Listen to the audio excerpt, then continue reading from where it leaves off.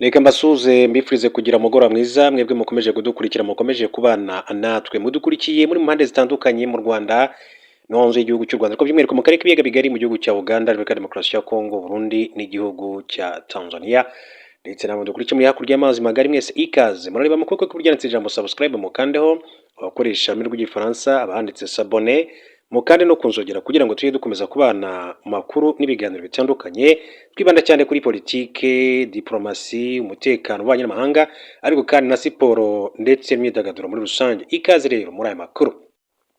Ni inkuru ibabaje cyane uyu umugoroba wo ku itariki ya 13 akaba rero ukwezi kwa gatandatu 2026 birumvikana, akaba rero General Laurent Nkunda muramuzi, uyu nguyu yabaye mu ngabo zahaniraga uburenganzira bw'abavuga mu rw'ikinyarwanda by'umwihariko mu burasirazuba bwa Repubulika Demokarasi ya Kongo, CNDP, Congrès National pour la Défense du Peuple. Niyo yaje kuvamo rero umutwe wa 23 n'ubundi ukomeje guhangana n'ihuriro rya leta, no kuva coalition, no kuvuga FARDC irimo FDLR, FDNB, ingabo z'igihugu cy'u Burundi, ikabamo Wazalendo n'ingabo z'u Burundi nabivuze, ndetse n'indi mitwe itandukanye yose irwana ku ruhande rwa leta ya Kongo. Leta z'ubumwe za Amerika hari amakuru akomeza imaze gushyira ahagaragara, ndetse hari n'amakuru aturuka mu gihugu cy'Ubufaransa, ariko reka duhere mu buryo bw'inshamake mbabwire ko Iran yavuze ko Amerika nihitamo intambara bazumvana imitsi. Ni Minisitiri w'Ububanyi n'Amahanga wa Iran yitwa Abbas Araghchi yavuze ko amasezerano impande zombi ziri gutegura agamije guhagarika intambara yitezweho gukemura ibibazo byinshi cyane birimo no gufungura inzira ya Hormuz. Ayo masezerano amaze igihe kandi aganirwaho ariko atarashyirwaho umukono, anakubiyemo ibyo gukemura intambara imaze iminsi muri Liban n'izindi ntambara muri rusange. Uyu Minisitiri w'Ububanyi n'Amahanga wa Iran yitwa Abbas Araghchi yabwiye televiziyo y'igihugu ko amasezerano azanareba ku bindi bishobora kandi kuvamo umwuka mubi hagati y'Amerika na Iran. Amerika ikazagomba kandi kwandika itangazo ryemeza ko yubaha ubusugire bwa Iran. Ati ubushotoranyi bugomba kandi guhagarara kandi abanya-Iran bagomba kubahwa. Uyu muyobozi yavuze ko Iran iteguye gusubira mu ntambara niba Amerika aricyo gisubizo yahisemo. Ati mu gihe ingingo zikubiye mu masezerano y'imikoranire zaba zitubahirijwe, amasezerano nyuma ntabwo azasinywa.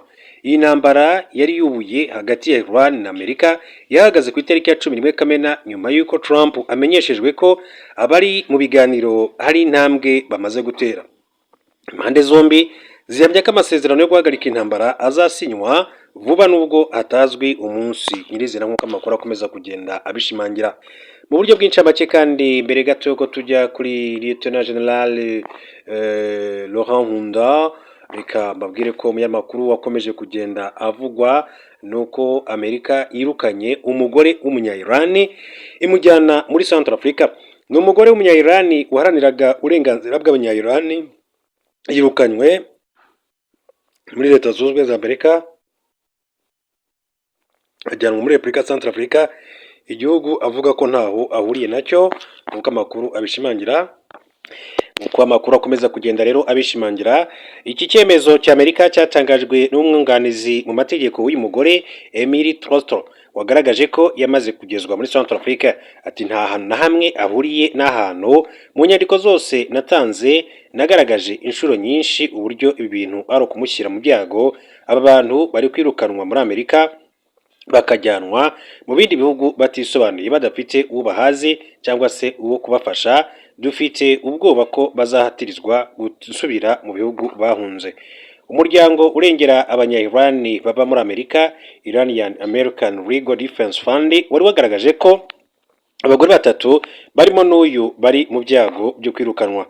Leta Zunze Ubumwe za Amerika ntizahise kandi zigira icyo zibivugaho. Icyakora iki gihugu kimaze igihe kandi kigirana amasezerano n'ibindi bihugu birimo Ghana na Repubulika ya Central Africa yo kubyoherezamo abaturage birukanywe ariko batasubira iwabo kubera ibibazo by'umutekano muke.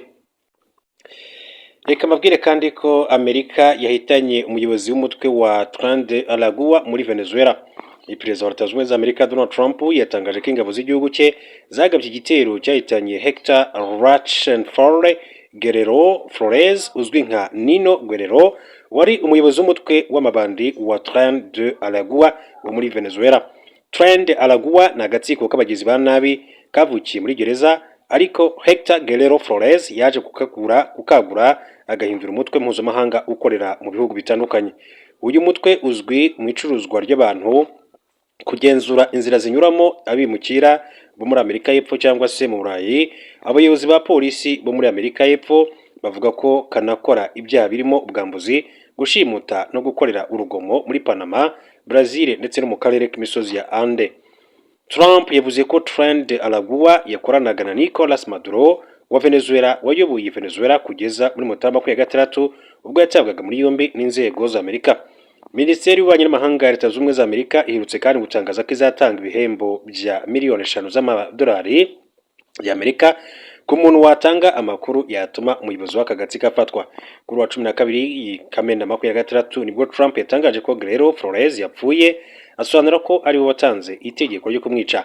Mu magambo yashyize ku rubuga rwe rwa Truth Social yagize ati, nabitegetse ubwanjye maze ubuyobozi bw'ingabo za Amerika zishinzwe akarere k'amajyepfo bugaba igitero cya gisirikare cyihuse kandi gikomeye cyahitanye Nino Guerrero, umuyobozi waruzwi cyane wa Trend Alagua, umwe mu mitwe y'iterabwoba ugira ubugome bukabije cyane ku isi.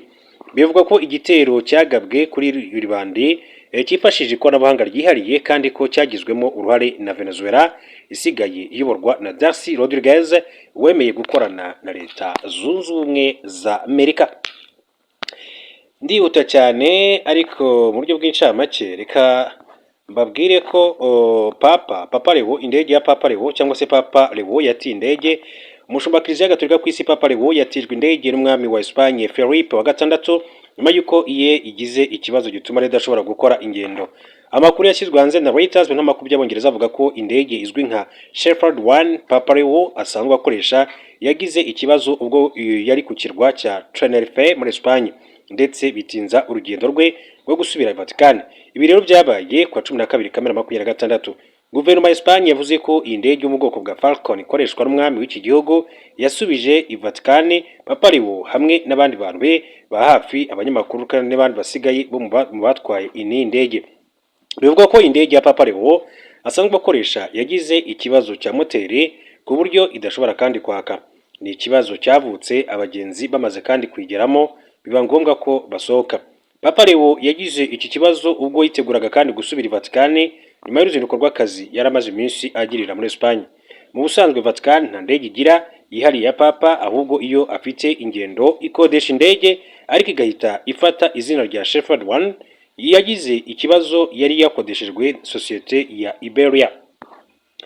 Ikaze rero no kuri General Leo Nkunda uko amakuru akomeza kugira bigarukaho. Ni inkuru ivuga yuko uko FDLR yiremeye ingabo z'ubwihisho. Ati umutwe w'iterabwoba wa FDLR uracyafite umugambi wo gutera u Rwanda uturutse mu burasirazuba bwa Repubulika ya Demokarasi ya Kongo, ukamena amaraso y'Abanyarwanda nk'uko wabigerageje kenshi mu bice birimo ibyo mu majyaruguru ndetse no mu burengerazuba bw'igihugu.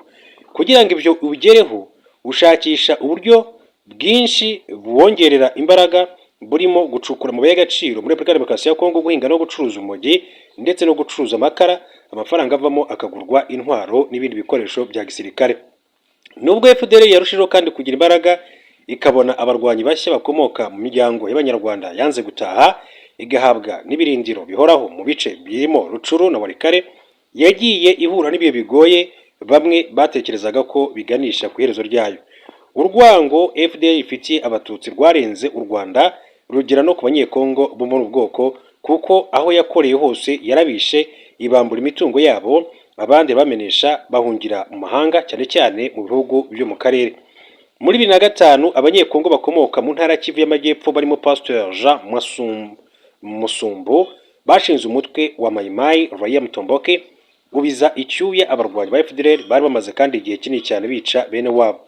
Abasirikare mu bwoko bw'abatutsi bahuze mu ngabo za Repubulika ya Demokarasi ya Kongo barangajwe imbere na General Nkunda bafashe icyemezo cyo kurema umutwe wa CNDP Congrès National pour la Défense du Peuple muri 2006 wari ufite intego yo gutabara bene wabo bari bakomeje gutotezwa na FDLR cyane cyane muri Kivu y'Amajyaruguru. Kuvuka k'umutwe wa CNDP Congrès National pour la Défense du Peuple kwagaragazaga ko mu gihe umuryango mpuzamahanga ukomeje kandi guterera hagati mu ryinyo mu gihe abasivili bagirirwa nabi leta yabo ikarebera abenegihugu bashobora kandi kwifatira icyemezo cyo kwikemurira ikibazo. Abanyekongo bo mu bwoko bw'Abanyarwanda bw'Abanyanga muri Walikale bari barambiwe rero ubugizi bwa nabi bwa FDLR n'ihoterwa ririmo kandi kubambura imitungo yabo. Muri 2008 nabo kandi bashinze umutwe wa NDC cyangwa Senduma Defense du Congo wari ufite intego yo guhangana nawo, uyoborwa na Ntabo Ntaberi Sheka. NDC yari yabujije amahwemo FDLR, gusa yaje kandi gucikamo ibice ubwo Sheka atumvikanaga na Guido Shamirai Muisa wari umwungirije, avuka undi mutwe wa NDCR. Imbaraga zarwanyaga izi nyeshyamba n'ukwanga z'Abanyarwanda ziragabanuka. Nyuma y'imyaka myinshi imitwe yaremewe kwirwanaho ihangana na FDLR. Mu Ukuboza 2008 u Rwanda na Repubulika Demokarasi ya Kongo byumvikanye kandi kwifata mu bikorwa byo kurwanya umutwe w'iterabwoba byahawe izina rya Umoja Wetu, bikurikirwa na Kimia ya kabiri. Byari bitero simusiga kuri FDLR byayiciye intege bikomeye kuko byiciwemo abarwanyi benshi bayo barimo n'abayobozi benshi. Bamwe bafata icyemezo rero cyo guca mu Rwanda basubizwa mu buzima busanzwe. Mu minsi 35 operation Umoja Wetu yamaze, mu ntangiriro za 2009 hishwe abarwanyi 153 ba FDLR barimo Lieutenant Colonel Anaclet Hitimana wari uzwi nka Gasasira. Kabuyoya hakomereka kandi 13, abandi 37 bafatwa mpiri, 103 bataha mu Rwanda. FDLR yaciye umuvuno mushya nyuma y'igihe kinini cyane. FDLR kandi yotswa gitutu impande n'impande, yafashe icyemezo cyo kurema ingabo iyikingira n'ubwihisho kugira ngo ibyo bigerweho yifashishije Abanyekongo bavuga Ikinyarwanda bo mu bwoko bw'Abahutu. Ubuyobozi bwa FDLR bwafashe kandi iki cyemezo kubera ko bwari ufite ubwoba ko mu gihe kizaza kandi uyu mutwe ushobora kugabwaho ibindi bitero bizawushegesha, kandi koko byarabaye, birimo Sokora ya kabiri yahitanye abarimo General Sylvestre Mudacumura wayoboraga. Colonel Ted Nshimiyimana Augustin wamenyekanye nka Bola Manase yabaye umuyobozi ushinzwe ibikorwa muri FDLR, asobanura ko uyu mutwe wafashe icyemezo cyo kurema imitwe y'Abanyekongo bizajya bikorana ikayicengezamo ingengabitekerezo yita izina Nyatura risobanuye kunyatura. Bola yagize ati, njyewe nagiye gushinga Nyatura ku mabwiriza ya General Omega, ni umugaba mukuru wa Foka, bama amategeko ko ngomba kwiyegereza urubyiruko rw'Imasisi na Rucoro kubera ko FDLR yari maze kandi gutakaza imbaraga nyuma y'intambara yitwaga Mutomboke. Baravuze bati, genda ubiyegereze ubabwire ko abari kuduhiga nta bandi, ko nubwo bavuga Mutomboke nta gakingirizo inyuma yabo hari undi muntu witwa Umututsi. FDLR yatangiye kandi gutoza imitwe ya Nyatura yari imaze kurema muri 2010 yifashishije ahanini umutwe wayo kabuhariwe uzwi nka CLAP uyoborwa na Rwakabije Guillaume, nk'uko Colonel Bola yakomeje kandi abisobanura. Imitwe ya Nyatura yavutse ku bwinshi kandi yose ikora neza nka FDLR. Itandukaniro riri ku nkomoko gusa, aho abarwanyi bayo bari bumvikana bavuga ko bashaka kwirukana ku butaka bwa Repubulika Demokarasi ya Kongo umututsi wese aho ava akagera. Mu mitwe ya Nyatura izwi cyane harimo Nyatura Domi uyoborwa na Dominique Ndarutse, Nyatura John Love, Nyatura Kasongo, Nyatura Jean Marie, Nyatura Kigingi, Nyatura Gatuza, Nyatura Bazungu, Nyatura Kalume ndetse na Nyatura Kalume. Yabo yo na FDLR kandi umugaba mukuru wayo ni Pacifique Ntanguka uzwi nka General Omega. FDLR yafashe icyemezo cyo kwiyegereza kandi umutwe w'Abahunde washinzwe muri 2010 EPSOS uyoborwa na Janvier Karayiri, kubera ko byombi bihuriye ku rwango bifitiye Abatutsi n'umugambi wo kubarwanya. EPSOS yakomotse kuri Parecho Hunde yifatanyije n'ingabo za Repubulika Demokarasi ya Kongo mu rugamba zahanganyemo n'umutwe witwaje intwaro wa M23 ubwo wafataga ibice byinshi mu ntara ya Kivu y'Amajyaruguru. FDLR nikorana n'imitwe ya Nyatura na EPSOS gusa, ahubwo biranivanga mu gihe ari gahunda kandi yo kugaba ibitero byo gusenya inyeshyamba z'Abanyarwanda bikambara impuzankano imwe bikavuga ururimi rumwe.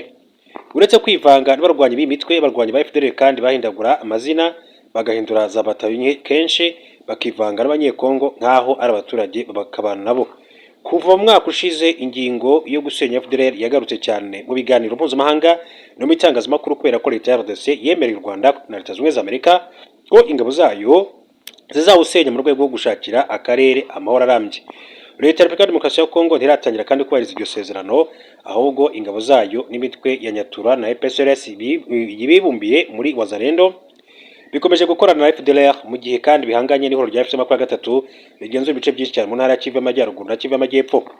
Umushakashatsi umunyekongo Dr Alex Mvuka ahamya ko FDLR n'imitwe ya Wazalendo bimeze nk'impanga, bityo ko bitashoboka ko uyu mutwe w'iterabwoba kandi w'Abanyarwanda wasenywa mu gihe kandi Wazalendo ikiriho. Yagize ati nagira ngo nkubwire ko iki gitekerezo cyo kwambura FDLR intwaro ari ikintu kidashoboka utabanje kandi kwambura intwaro Wazalendo, kuko ari bamwe mu gihe kandi ingengabitekerezo irangajwe imbere na leta ariyo ingengabitekerezo ya jenoside. Kugeza muri Kamena 26 FDLR yari ifite abarwanyi bari hagati y'ibihumbi 7 n'ibihumbi 10. Umuvugizi wayo mu rwego rwa gisirikare uzwi nka Lieutenant Colonel Octavien Mutimura yemeza ko bafite benshi barenze abo ngabo bantu batekereza. Dr Mvuka agaragaza ko FDLR ikura abarwanyi mu Banyarwanda bagera ku 500 banze gutaha, ndetse n'Abanyekongo yacengejemo ingengabitekerezo yo kwanga Abatutsi kandi ko n'imitwe ya Wazalendo iyongerera imbaraga kuko bikorana umunsi ku wundi. Ibyo rero biba bikomeza kugenda bivugwa. Hanyuma tukiri kandi kuri General Laurent Nkunda, baye nk'ubigarukaho gatoya, ariko mabwira ko General Laurent Nkunda hari ku itariki ya 2 Kamena 2024 ari ku munsi wo kwa gatatu nibwo abasirikare bari bayobowe na General Laurent Nkunda na Colonel Jules Mutebutsi aba bafashe umujyi wa Bukavu ufatwa nk'umurwa mukuru w'intara ya Kivu y'Amajyepfo na muri Repubulika Demokarasi ya Kongo. Ikinyamakuru Shinwa icyo gihe kandi cyatangaje ko byavugaga ko Nkunda yari afite abasirikare bari hagati y'ibihumbi 2 n'ibihumbi 4 bari bamushyigikiye. Mutebutsi we yari afite abandi babarirwa mu magana. Intandaro y'imirwano yatumye Bukavu ifatwa n'amakimbirane Colonel Mutebutsi wari komanda wungirije w'akarere ka 10 ka gisirikare muri Kivu y'Amajyepfo yagiranye na General Buja Mabe wari umukuriye. Colonel Mutebutsi n'abasirikare bari bamushyigikiye babarirwa mu magana batangiye kandi kugaba ibitero ku bari bashyigikiye General Mabe guhera ku mupaka wa Rusizi ya mbere bakomereza kandi mu duce two mu mujyi wa Bukavu. General Nkunda wakoreraga muri Kivu y'Amajyaruguru afashe icyemezo cyo kujya kandi gushyigikira Colonel Mutebutsi kuko yacimangiraga ko General Mabe n'abasirikare bamushyigikiye kandi bari mu mugambi wo gutsimba Abanyekongo bavuga Ikinyarwanda. Mbere yo kwinjira muri Bukavu, Nkunda wari ufite ipeti rya Brigadier General n'ingabo ze babanje gufata Minova n'utundi duce turimo Kavumo. Ni igikorwa cyatwaye iminsi 3 gusa. Nkunda yahagaze imbere y'ibiro bya Meya wa Bukavu agira ati kuva saa 5 z'amanywa ndi kugenzura Bukavu mu rwego rwa gisirikare, gusa uyu musirikare yasobanuye ko akiri mu ruhande rwa leta. Abasirikare bahoze mutwe witwaje intwaro wa RCD batangije kandi urugamba mu gisa no kwigaragambya kuri leta ihuriweho na leta na Repubulika Demokarasi ya Kongo yarashyizweho muri Kamena 3 kuko bahamyaga ko itari gutabara bene wabo. General Nkunda na bagenzi be basobanuye ko mu gihe kandi ubutegetsi bwaca bugufi baganira nabwo, ariko mu gihe kandi batabishaka biteguye kurwana bagafata n'ibindi bice by'igihugu. Ifatwa rya Bukavu ryatumye Abanyekongo kandi barimo abikinshasa bigaragambya basaba ingabo za leta n'izari mu butumwa bw'amahoro bw'umuryango w'abibumbye MONUSCO kujya kubohoza uyu mujyi. Nyuma y'icyumweru General Laurent Nkunda n'abasirikare yarayoboye bavuye mu mujyi wa Bukavu kubera igitutu cy'amahanga, usubizwa General Buja Mabe wari wahunze, akaba ari nawe kandi wayoboraga akarere ka gisirikare ka 10. Icyo yakoze General Laurent Nkunda yasize asabye ko hashyirwaho komisiyo ishinzwe gukora iperereza ku bugizi bwa nabi Abanyekongo bavuga Ikinyarwanda bakorerwaga, ateguza ko ridashyirwaho we n'abasirikare be bazongera kandi gufata Bukavu. Ibi byaje kuba muri 2009 kuko Nkunda na bagenzi be b'Abanyekongo bavuga Ikinyarwanda bashinze umutwe witwaje intwaro wa CNDP, Congrès National pour la Défense du Peuple, wakomotse M23 ihanganye n'ingabo za Repubulika Demokarasi ya Kongo kuva muri 2012 kugeza uyu munsi. Tugera dusatira musozo w'amakuru yacu, reka mbabwire ko mu gihugu cy'Ubufaransa i Paris aravuga ko urukiko rwanze ubujurire bwa Hategekimana Philippe wahamijwe ibyaha bya jenoside.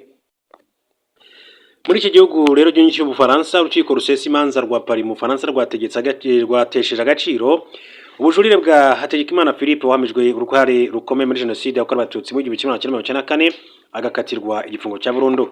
Umwe mu banyamategeko bunganiye abakorewe ibyaha mu manza za Hategekimana, Maître Gisagara Richard, yatangaje ko uyu mwanzuro usobanuye ko nta bundi bujurire umunyarwanda azatanga. Maître Gisagara Richard yagize ati bidasubirwaho yakatiwe igifungo cya burundu, aba umuntu wa kane mu Faransa uhamijwe bidasubirwaho uruhare yagize muri jenoside yakorewe Abatutsi. Ibitekerezo byanjye biri kubakorewe ibyaha i Nyanza, Nyazo, Muyira, Izasonga n'ahandi. abandi bantu bahamijwe bidasubirwaho uruhare muri jenoside yakorewe abatutsi mu Bufaransa ni Capitaine Simbikangwa Pascal wakatiwe igifungo cy'imyaka 25 muri 2014, Ngenzi Octavien na Tito Barahira bakatiwe igifungo cya burundu muri 2016. Hategekimana y'imyaka 39 yabaye mu gendarme mu gihe cya jenoside yakorewe abatutsi, yari afite ipeti rya adjudant chef akorera muri gendarmerie i Nyanza muri perefegitura ya Butare. Ubwo jenoside yahagarikwaga n'ingabo za RP, Hategekimana Philippe wamenyekanye nka Biguma yawungiye mu Faransa ahabwa ubwenegihugu muri 2005 aho yandikishije mu bitabo by'irangamimerere nka Philippe Manier. Hategekimana Philippe yabanje kandi gukora akazi ko gucunga umutekano muri kaminuza yo mu Faransa, ahungira muri Cameroon muri 2007 ubwo yemenyaga ko aregwa uruhare yagize muri jenoside. Muri 2008 Hategekimana Philippe yakatiwe kandi mu murwa mukuru, afatiwe mu murwa mukuru wa Cameroon Yaoundé, asubizwa mu Faransa kugira ngo akurikiranwe n'ubutabera bwari bwatangiye kandi kumukora iperereza.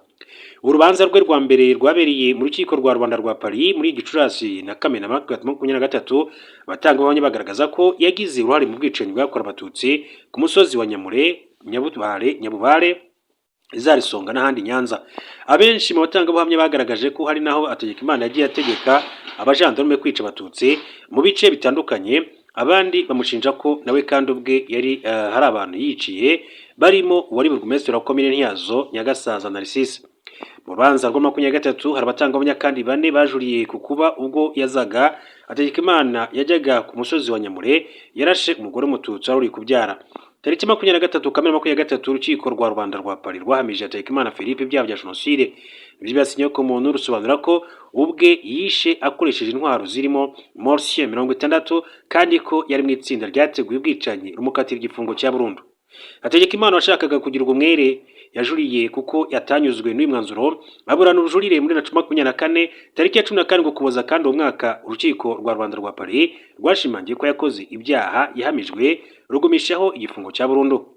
Uyu mwanzuro nawo kandi ntiwanyuze Hategekimana kuko yajuriye mu rukiko rusesa imanza agaragaza ko yarenganyijwe n'urukiko rwa Rwanda. Byari bivuze ko iyo impamvu ze zumvikana, imanza zabaye zari guteshwa agaciro agatangira kuburanishwa bundi bushya. Urukiko rusesa imanza rwa Paris rwahamije ko imanza za Hategekimana zubahirije amategeko, bityo ko impamvu yatanze mu bujurire zidafite ishingiro, rwanzuye ko ibyaha yahamijwe n'igifungo yakatiwe byose bigomba kugumaho. Ibyo rero bikomeza kugenda bivugwa, reka mbashimire cyane kandi bifurize gukomeza kugira ibihe byiza, hanyuma turaza gusubira